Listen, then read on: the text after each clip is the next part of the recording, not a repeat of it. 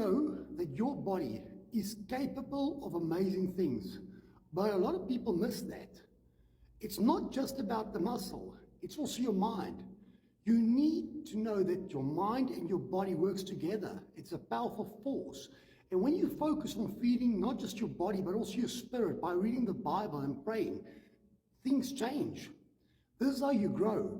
This is how you become the best version of yourself. When it's hard and when no one's watching, if you keep your body healthy and you stay focused and you keep faith by reading the Word, you will become unstoppable, because with Jesus in your life and you have dedication and you're focused on the future, you are capable of achieving anything in this world. Stay strong, stay focused, and stay unstoppable. Have a wonderful evening. Lots of blessings to everyone. I'll catch up again with you guys tomorrow.